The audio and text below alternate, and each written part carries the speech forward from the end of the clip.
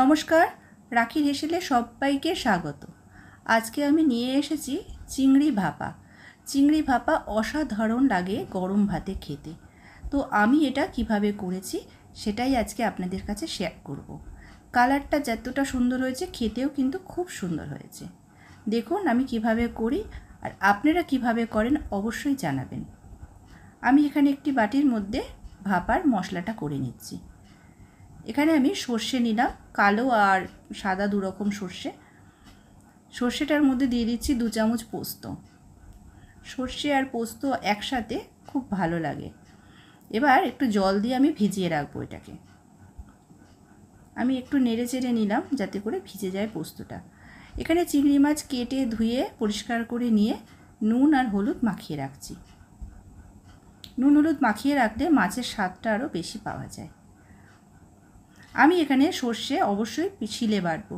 শিলে বাটার টেস্টটা আলাদা হয়, স্বাদটা আপনারা সবাই জানেন। যতই মিক্সিতে করা হোক, শিলে বাটার মতন স্বাদ কিন্তু কখনোই মিক্সিতে আসবে না। তাই আমি আজকে সর্ষে পোস্তটা শিলে বাটাই করব।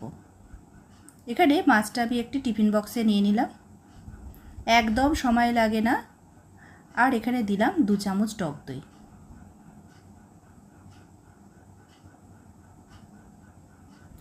এবার পোস্ত, সর্ষে, কাঁচা লঙ্কা আর নুন দিয়ে পেস্ট করে নিয়েছিলাম শিলে, সেটা দিয়ে দিলাম। দিচ্ছি সামান্য একটু চিনি, এতে কিন্তু রান্না মিষ্টি হবে না। দিলাম হলুদ, নুন, সামান্য নুন হলুদ দিলাম, আর দিলাম একটুখানি লঙ্কার গুঁড়ো। এবারে হাত দিয়ে আমি এটা মেখে নেব। হাত দিয়ে মেখে নেবেন, যতই চামচে মাখুন হাতের মতন কিন্তু সুন্দর মাখা আমি মনে করি হয় না। আমি একটু হাতে মাখাটা বেশি পছন্দ করি।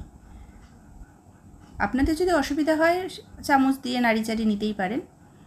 এবারে সেই শিলে বাটা যে ঝোলটা ছিল আর এই বাটার পরে যে থাকে না, সেটা আমি দিয়ে দিলাম সামান্য একটু জল, আর দিয়ে দিলাম 4টে কাঁচা লঙ্কা। এবার সর্ষের তেল দিচ্ছি, ছোট একটি পুচকি কাচের গ্লাসে করে খানিকটা তেল দিলাম। এবার নামানোর পরে একটু তেল দেব।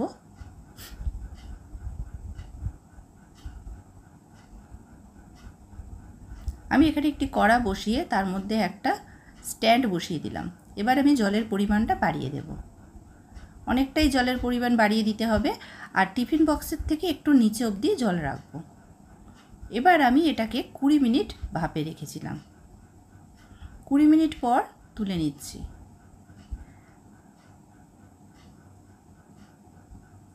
দেখুন কীরকম হয়েছে, এই দেখুন খুব সুন্দর গন্ধ বেরিয়েছে, যেটা আপনারা পাচ্ছেন না। অবশ্যই এভাবে একবার করে দেখতে পারেন, আর আপনারা কে কীভাবে করেন জানাবেন।